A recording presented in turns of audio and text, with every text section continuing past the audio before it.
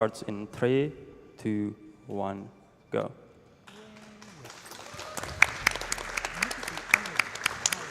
Okay, so this is the Elder Scrolls 4 Oblivion. It was last ran 2 SGDQs ago, and the route has improved greatly, mostly through a glitch known as load warping, which we can get to later, but that is notably the biggest thing, along with like thousands of new optimizations.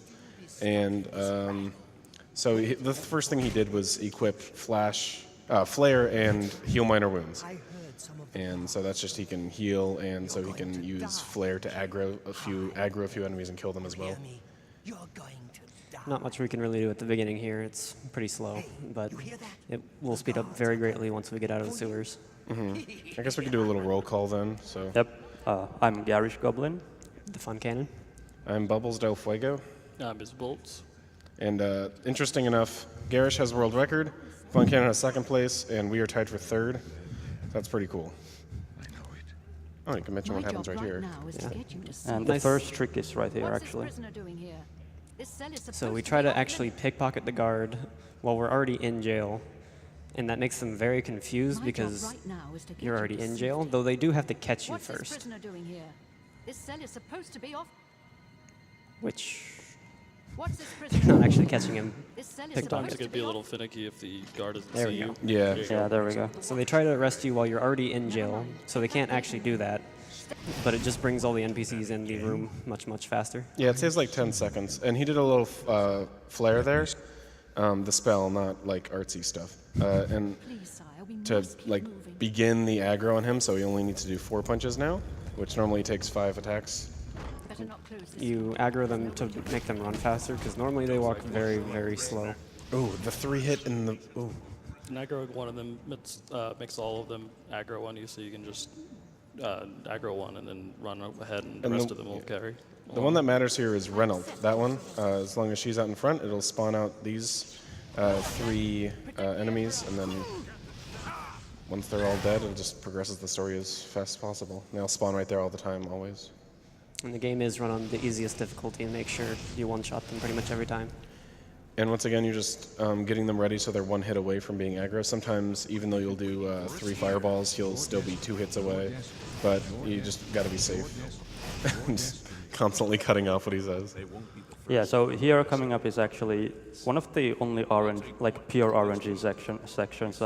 This wall can break pretty fast, or it can break 5 seconds late, and looks like we got the fast one. Yeah, I'm not even sure if that's like RNG or if it like depends on the rat's movements or what the Emperor does. Yeah. Or... The rat itself just has 2 different animations that can do. One takes down the wall, yeah, one just waste time.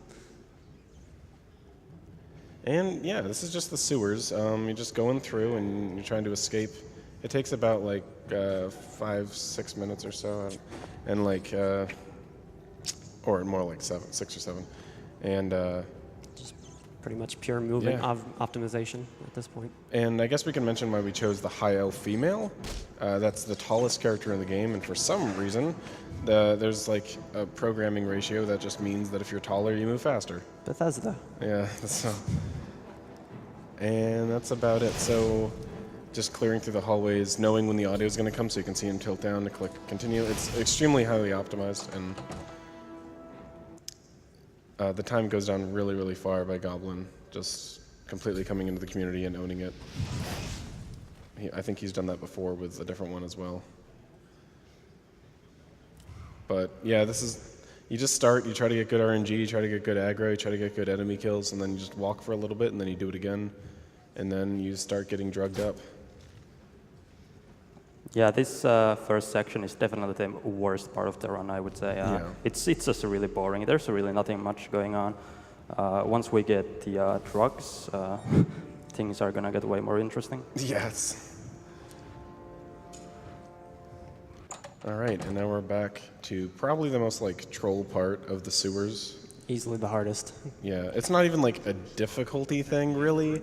It's just like... The game can just completely screw you. You can only get so good at this part, and then...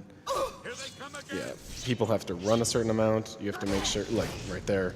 Enemies just run around and you miss. Oh god. There we go.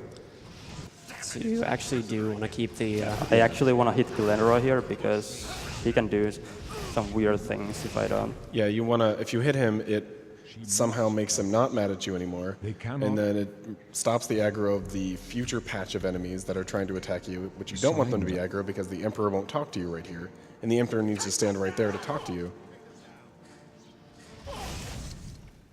And we just picked the Steed there because it gives a little bit of a speed boost. Yeah. You may as well. And we're playing on patch, I think, 1.0. 1.0 is the fastest. Because right here we'll be picking up some arrows in a chest. So we're going to aggro them again so they start running, as usual. I don't know why he didn't keep his aggression, but... Yeah, Uriel de-aggroes completely if he gets hit by one of these agents, actually, so that's the reason, I guess. Playing on the easiest difficulty, and it's just flare. It's not. You may like. I get asked a lot of stuff like, "Why are you so strong?" It's just play Oblivion on easy. But that's not what makes this run hard. Don't worry about it. You don't kill that many things. And so yeah, that was actually pretty good. In regards to they didn't get stuck or no enemies didn't come at you or anything. You can push the NPCs a little bit, make them go a little bit faster. All right, who wants to be the one to explain duping? I'll take it. So, when you equip arrows on the earliest patch of this game, especially when you're in the middle of an attacking animation at the same time, the game remembers the number of the arrows, so you can actually drop something else and it will drop the number of the arrows for whatever reason.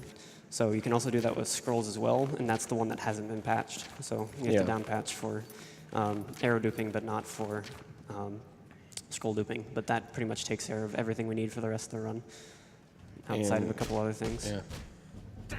So he gets a lot of Flashbolt and Chameleon. He doesn't need Chameleon, but he just needs another scroll to dupe the Flashbolts in the first place. And so he has a lot of Flashbolt. That's his damage for the run, Flashbolt, because it does like 27 damage or something per hit. I think that's right. And Oops. That was the wrong guy, but hopefully that doesn't matter. He's fine. he duped a lot of lockpicks as well, because every door that he has to unlock, he will just jam lockpicks into it aggressively until it opens.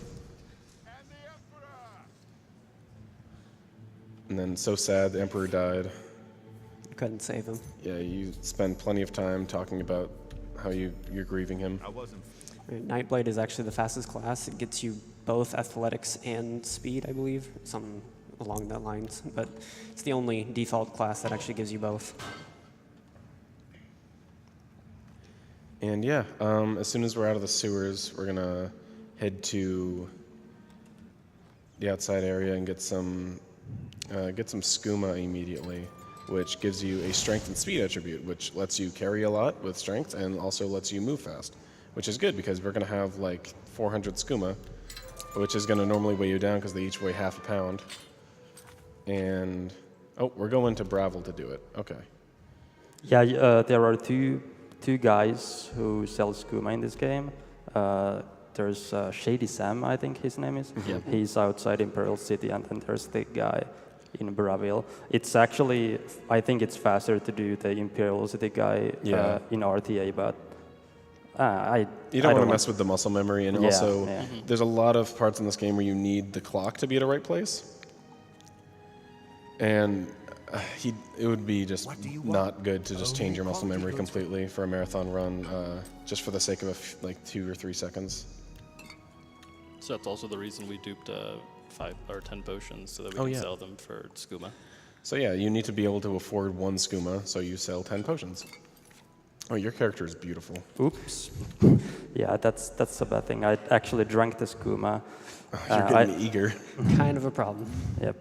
Run's not over So yet. Can't yeah, get I wasted. only have 1 skooma, but really soon we're gonna have multiple skooma. So you can duplicate 1 of something with the smaller stack of scrolls to make just a bunch on the ground. And then once you have a larger stack of skooma, like about 20 or so, you dupe it with the larger stack of scrolls to make just a few, but these each have a lot in them. And then you do it again, and now you've got like 400. And so he also bound it on his hotkey.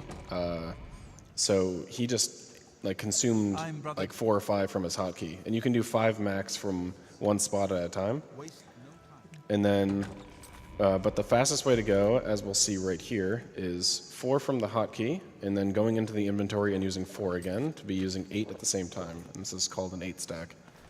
And we'll be moving roughly this speed throughout the entire run as long as we're on the ground. But when we're in the air, we can gain a lot of speed by bouncing off objects sometimes.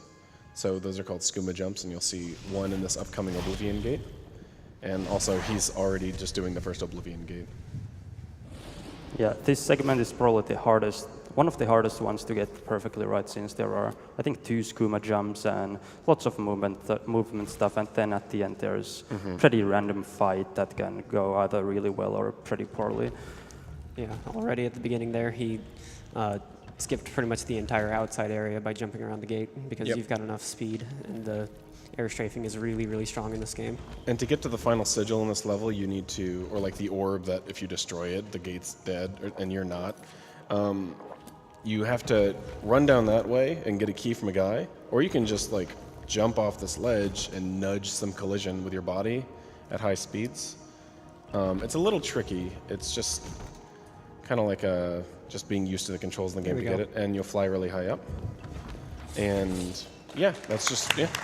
It's really satisfying.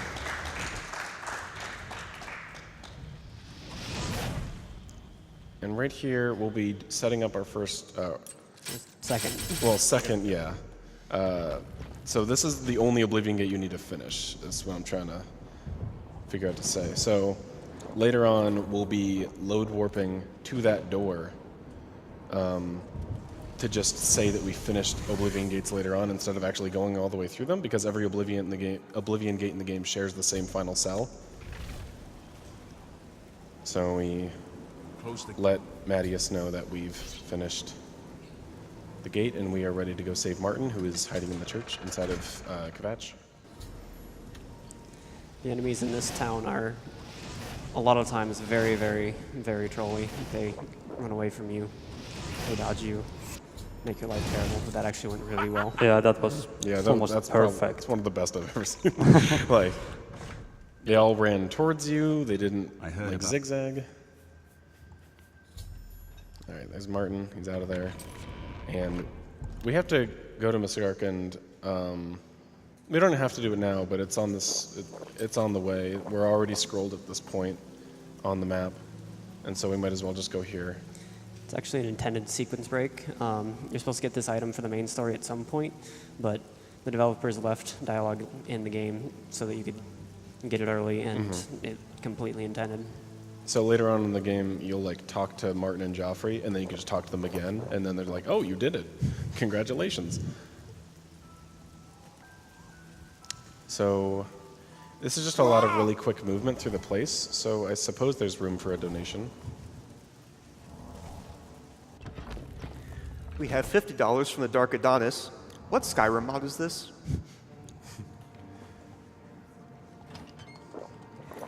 We have $15 from Rodvit. Good luck to Garish for the TES4 Oblivion run. I've got fond memories of speedrunning Oblivion on 360 using the paintbrush glitch. It's what introduced me to the speedrunning community. Oh yeah, that glitch, that's old news. The 90% run for this game is just going through walls and then getting to the end of the game through a trigger. And this is the no out of bounds. It's a really fun and competitive category, and it just takes a lot of like mental focus. Yeah, nobody likes any person. It's just way too fast. The clips are super random.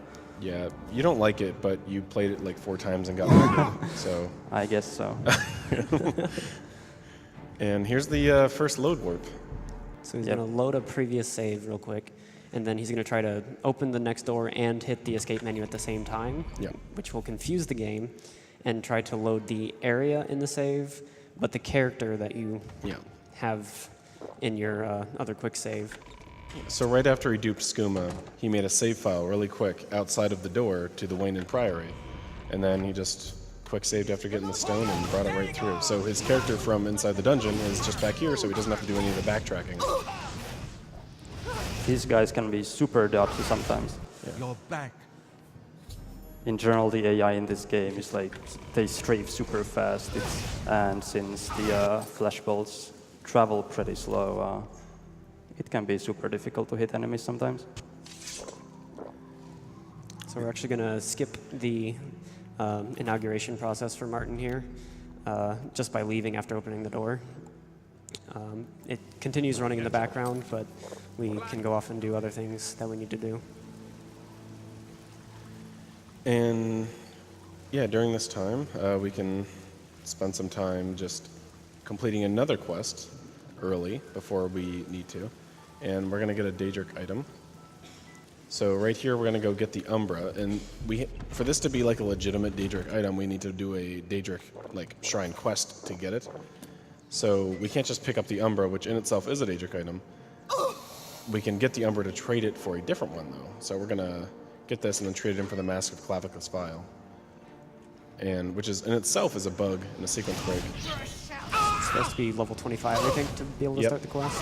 But by getting the sword first, it still gives you the completion objective for the quest. And so the save file that he had before going in there, he got the sword, quick saved, reloaded the save file that was outside, interacted with the door while he paused, and then when he was in the pause menu, he loaded the quick save. It's kind of like hard to follow, but it's really simple. And so he's got the sword, and he's running back up here to the shrine, which is conveniently right next to it. You approached.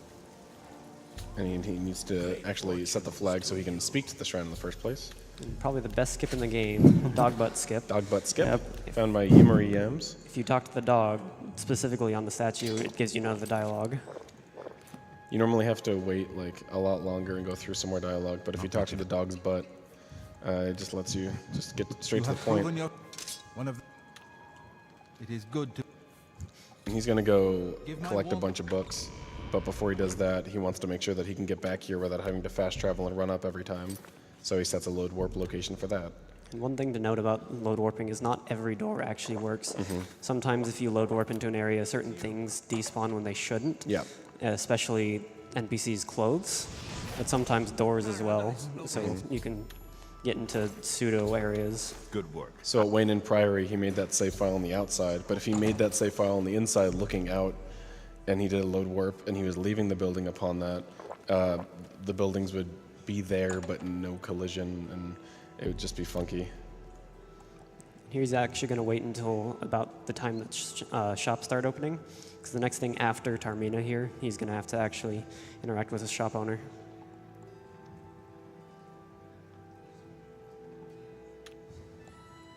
All right, right before 8 a.m. is really nice. Ah, you must. And of course, again, he's going to set up another load warp spot for when he gets out of the meeting with the Path of Dawn dude. And right here, this guy is so nice to you and happy to see you as a customer, and then he immediately gets upset at you. Good day. And so you wait a bit, and then someone heard that you were having a little conversation with this guy, and now he's got the books. So you take it from him by just getting really mad at him, all drugged up and strong.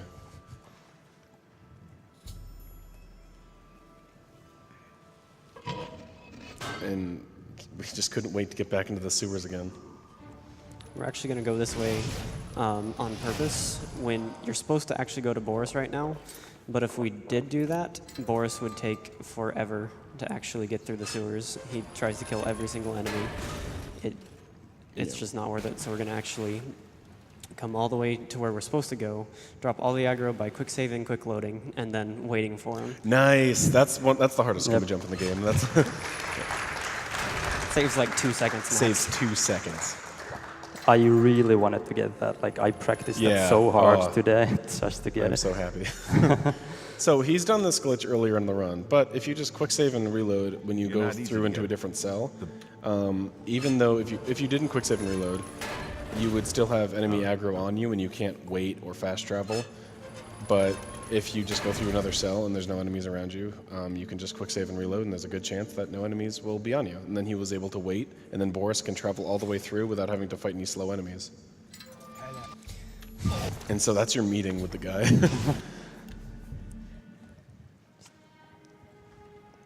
You got the last book.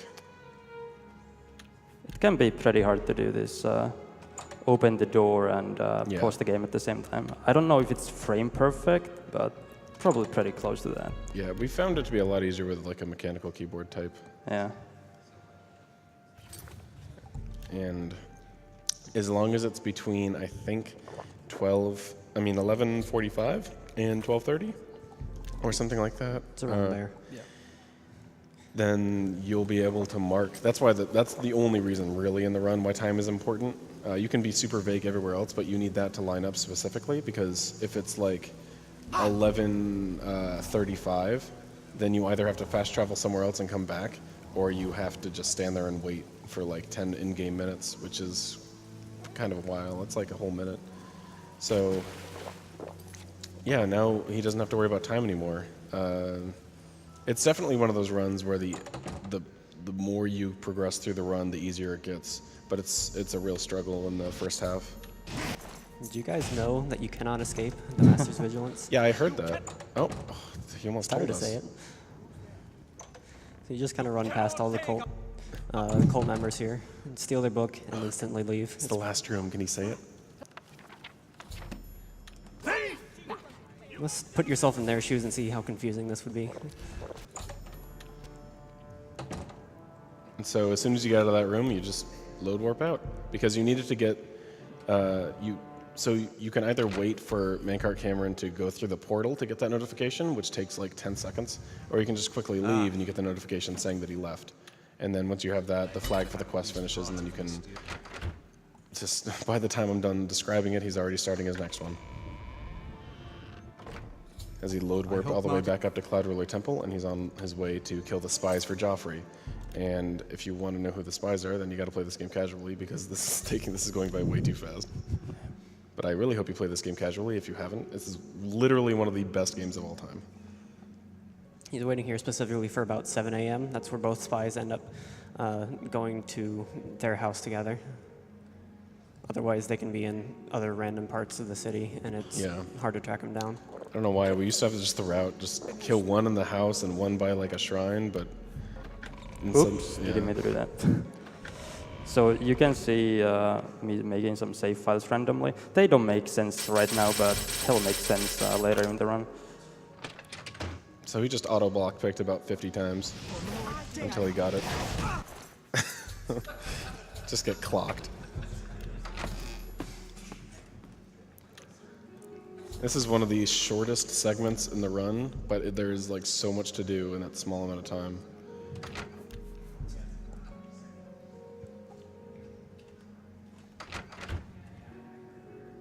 And now Brumagate. I think one of the biggest recent discoveries in this run was the Brumagate skip. Oh yeah. There used to be a pretty big part of RNG in the run, and every runner hated it, because you're supposed to go to talk to Bird, and he's going to lead. He was supposed to lead you through the Oblivion Gate, but you were so fast that we led him and tried to get him up. Now we just get to skip it. Yeah, it was like a 2.5 minute escort mission, but this is the biggest time save found with load warping into the final cell. Thanks for coming. So this is Bird. He's kind of sucks. So we're just gonna go in here, and this is where it's gonna look really weird. So you're gonna see this area that he was just in, like those clouds and stuff. But then he's going to load warp to the first Oblivion Gate cell door that he was at before, and he's gonna pick the lock for it while he's here. Don't worry about it. Yeah. The game really freaks out here, and then he did it or something. I don't know. And It was an honor. Bird's like, it was great, thanks. This game's great. No bugs at all. So that saves a lot of time, and there's still one more Oblivion Gate to do in the run, and if you expect it to go just as fast, you're right. You should. All right, so earlier, I think that's like the last time where you really need to worry about Joffrey running around the place. But before he went to go talk to Bird, Joffrey could have been anywhere, and he's just a real hassle to find at Cloud Ruler Temple, so that's why he was waiting a little bit every now and then just to make sure that he would spawn right next to him, and he got lucky enough that he did. Now we're off to Sankator.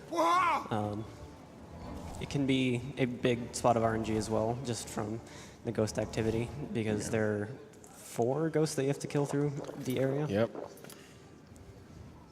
I made sure to count.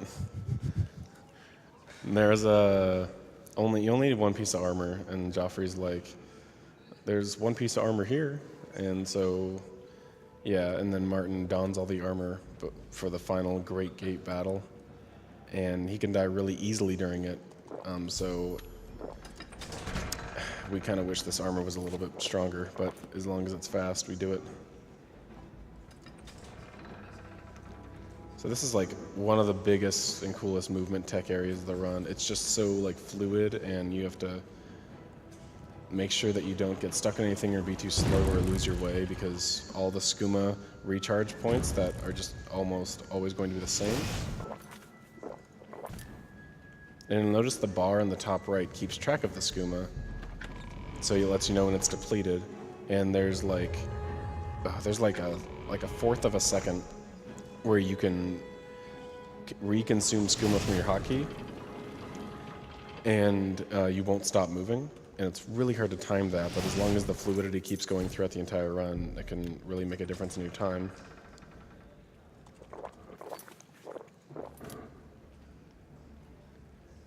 And yeah, he made that one save file at the beginning just to load warp to the beginning of the dungeon. So we kill this guy, which you got pretty good luck on normally, but now you don't need to worry about it at all for that one. You can either hide in the back of that little cave or stand out here. You need to make sure not to do the load warp until you get the quest update there, or else I don't believe it happens. Yeah.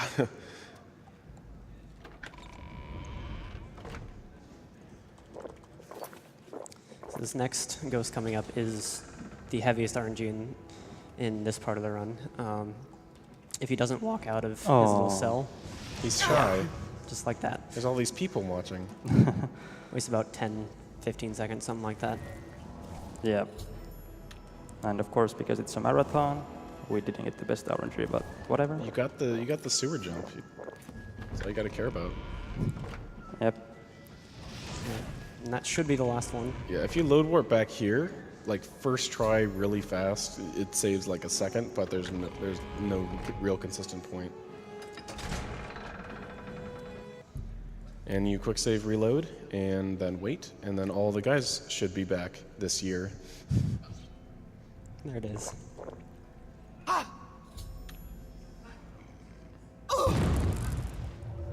Alright, got the armor, and then load warping back to Cloud Ruler Temple. Quick saving, opening the door and pausing, loading the quick save. And then the quick save is on the other side of the door. And then Martin's like, oh, we got a piece of armor, we are ready to go.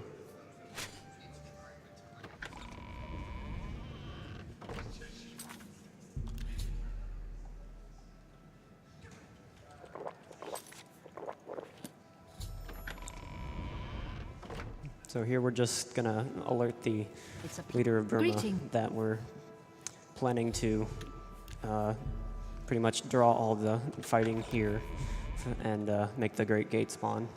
And you have to come here to tell her, because as soon as she's in this church, she's interactable again for the subject matter.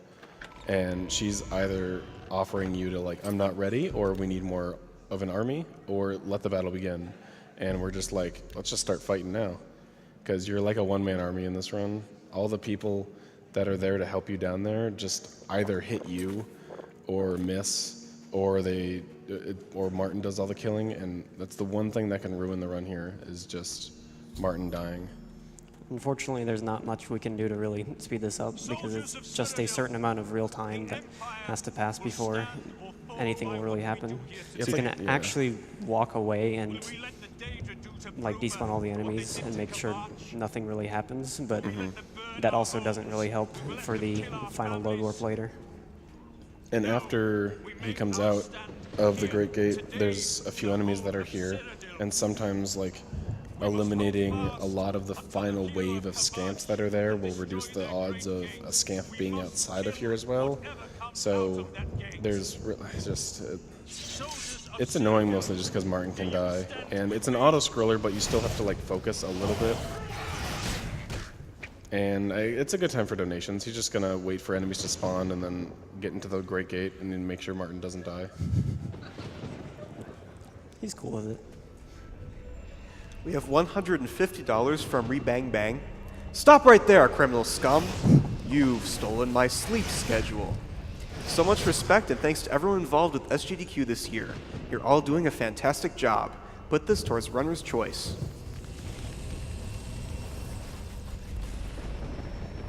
We have a $15 anonymous donation. My friend lent me his copy of Oblivion. 7 years later and I still haven't given it back. Hopefully this donation will ease my guilt somewhat. Good luck on the run. Hope it doesn't take 7 years.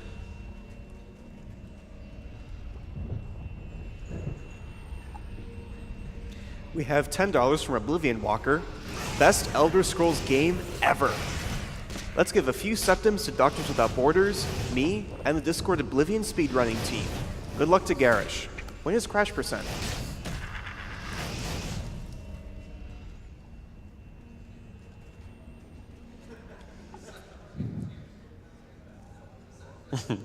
So yeah, you can just punch Martin if you want to, and then run up to a rock, and the Martin's going to try to attack you the whole time because he's aggroed, and it's a guarantee that he'll stay far away from the enemies.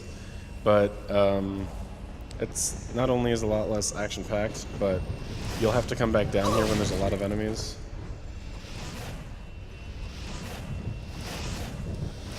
And he's got like another 30 seconds of killing enemies, so we can do one more donation. We have $5 from Kuro. So the plot of Oblivion is that a woman breaks out of jail, does a bunch of drugs, attempts to save the world while running incredibly fast, jumping impossibly high, and opening locks by shoving lockpicks into them. Got it.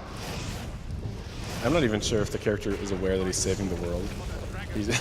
Let's be honest He here. skips past all the dialogue. And here, if you saw what we did with the Brumagate, the exact same thing is happening here. So yeah, the quick save as soon as he gets in here, and then reloading the door to the cell of the first Oblivion Gate you were in Kavach, and they all share the same point. And then lockpicks it. And here we are. We don't even have to like run up and get the orb at the gate. It just finishes it for us. Because the one that we're warping to is already finished. Oh, there goes Martin, I guess. Poor guy. He's just sleeping, though. It's okay. Is that... Yeah, it's fine. It's fine. Oh, okay, okay. Oh, okay. There we go. That's fine. We won. We did it. See, he was only pretending.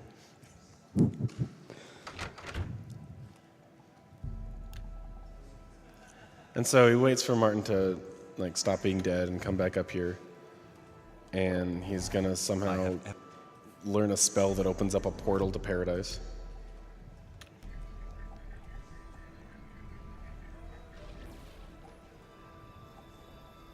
And this is where Mankart Cameron is. We have a lot of skooma this run. Yeah. Usually you only have like 400, but for some reason I made like 5.5. At this point we'll have like 50, 60 left, and it equals out great. It means you don't need to have much skooma when you're in the Great Gate fight, so you can just walk around normally and not have to refuel or anything. So the first thing we need to do in this cave area is we need to take care of one of the Dremora, because it's got a certain bracer that you can wear that will let you actually get through the door right here. Otherwise it would be locked. It's best for him to be optimally outside because it's very easy to aim ahead of time. And also, when you refuel on skooma in the inventory, you can just switch over to the armor and put it on. And yeah, it lets you put on the open these lava doors. In the paradise that Oh. Oh, you saved too. Yeah, that's good. Do you want to kill him? you didn't think you could He doesn't need to die. As long as he just doesn't talk to you, you're fine. Okay. in the paradise that Right, much I better. created. There we go. Ran out of skooma right over the hole. Yeah. It stops you dead in your tracks. You don't get to trail your movement, even if you're midair. It's not how physics works. It just, you stop. Well, Also, we can't really complain because this isn't, like, Progress is drugs don't swift do and this to sure. you anyway, so I Perhaps don't you will really know reach why me we're after all. nitpicking on what parts make sense. You think I'm Wait, you monkey? can't fly? You Not can't. at all. You don't take this many drugs? In your coming, I hear the footsteps of fate. All right, so he's got some guys that are trailing on him, maybe, sometimes. But just to be safe, You are the you can last defender try to of escape Decadent Paradise, and Tunnel. it warps you back there, and that I removes am all the midwife aggro. of the mythic dawn. Also, doing skooma jumps like that on Gabrielle. stairs is pretty much free, because you need to do it off like a right angle that's jutting out, kind of like a curb on a sidewalk. And stairs are basically just that. If you And truly so he kills are. Mankart Cameron, and then just says peace out to these guys that are trying to avenge him.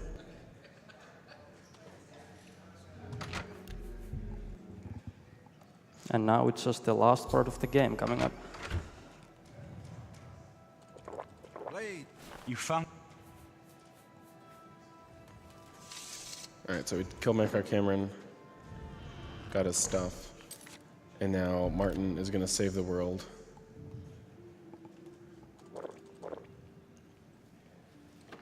Conveniently right after he becomes emperor. Yes. Because old emperor died, if you Everything is ready. remember. I've been expecting. This is actually one of the only places where quick save, quick load is actually used to skip dialogue. Most places it doesn't save any time. It'll skip the dialogue, but animations will keep playing, or it just won't save time. But this place is an exception to that rule for this game. No.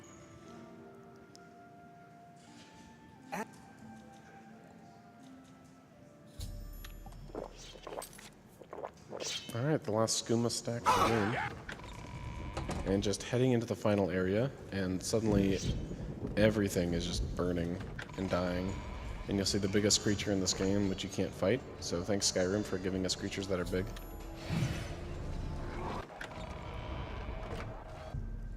And we wait for Martin to walk through, taking his time. He could have died on the way here, but he didn't. Oh, hello. Perfect. That's beautiful. And time is coming up real soon here. Yeah, he'll call it. And I do. time.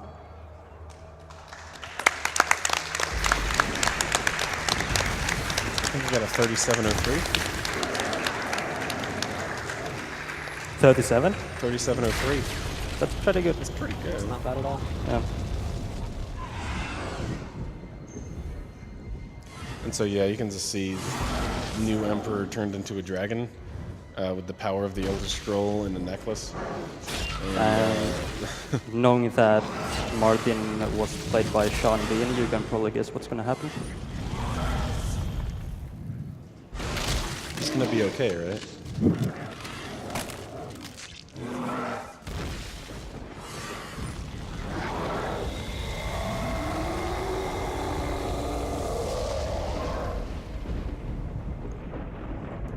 Like, you think everything's gonna be okay, but then just like the dragon just turns to stone. Like,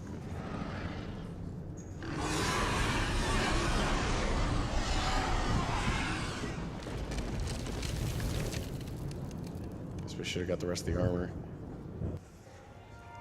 The amulet is shattered. Dagon is defeated. With the dragon's blood and the amulet of kings, we have sealed the gates of oblivion forever. The last of the septims passes now into history. I go gladly, for I know my sacrifice is not in vain. I take my place with my father and my father's fathers. The third age has ended, and a new age dawns.